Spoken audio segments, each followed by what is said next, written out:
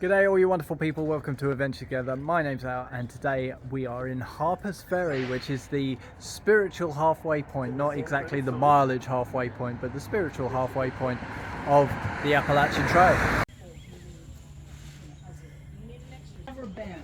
It's the most fun part. So here at the Conservancy, once you get here, you can get a photograph taken where they log you as you've reached this halfway point and they tell you what number you were coming through here. We will just find out in a little bit how far ahead or behind we were when we started. So when I started I was 1,991 and let's see after I have my photo taken what number I'm at now. Holy roller, okay. Who do you have you're holding? Oh, this is my dad. Cool. Where are you from? London. London? That's Have you right. been to New Hampshire yet? Ever before? Not that I recall. Okay, well, you might have a little fun.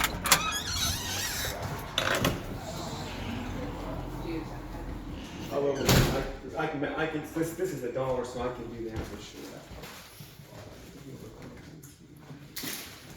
Just be 106.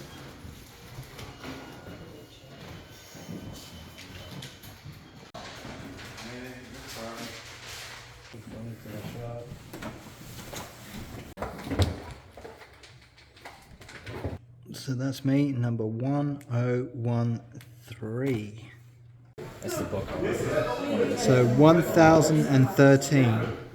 Number 1013.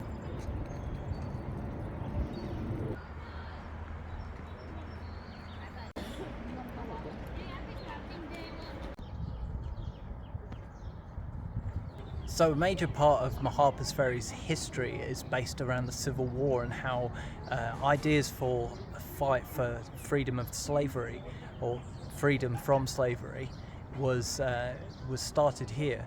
In the late 1800s, a man named John Brown wanted to take on the fight for slavery and so raised a small army of 18 to 20 men and tried to attack and hold Harper's Ferry.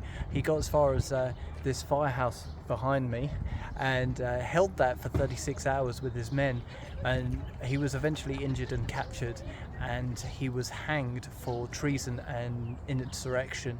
And with that idea on people's minds, that sparked the Civil War. A few years later, when the Union and the Confederacy came to blows actually in this town, amongst a few others as well. So the reason that John Brown decided to pick Harper's Ferry as the point of his insurrection was because this was a town full of armories and this is where some weapons were manufactured. So taking this town would have supplied weapons to his cause and given a good base and a centre for his insurrection to become a larger scale war.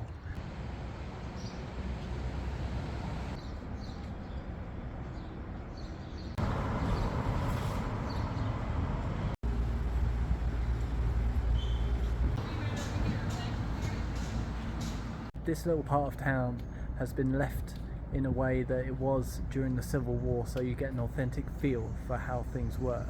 You can even go inside some of the shops and have a look around, and there's like recordings and things like that that tell you about the history of the town and what it was like around that time to live here.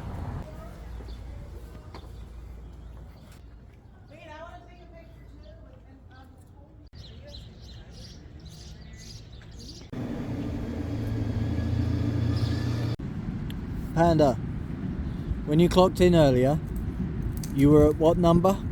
2034. 2034. And when you clocked in at the office ATC offices today, what was your number? 1004. So you've overtaken 1,030 people. How does it feel? It's unbelievable. I was thinking about this earlier. It's like without the friends that I've made,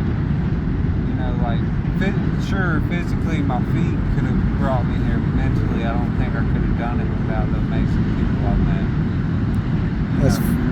Holy Roller. It's seriously, like, mentally, y'all helped me so much, and in so many other ways too. But it's a great feeling, and I have to thank y'all for it. Now you got yourself here, man. There's been some times where you've really had it tough, and you've managed to push yourself through where most people wouldn't. And it's not just overtaking them on the trail, but there's, like, you could say 50% of those people might have dropped out through injury or just wanting to go home, and you've stuck with it. So really, that's really cool. You too, man.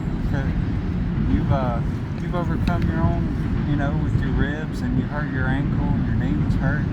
You've done a lot too. You've overcome a lot too. We all have. Emily, she was sick, and we've all done something amazing.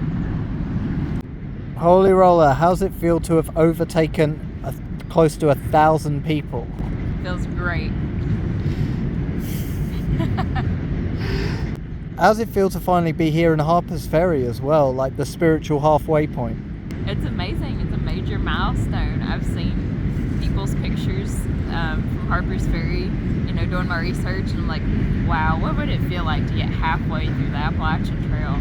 And now I'm here and it doesn't feel real at all. It's so cool.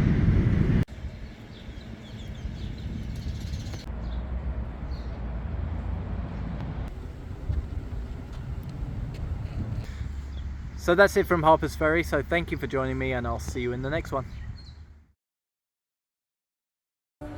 So as we've got to the spiritual halfway point of the trail, it's time to celebrate with some hot coffee that isn't made from Folger's instant granules. So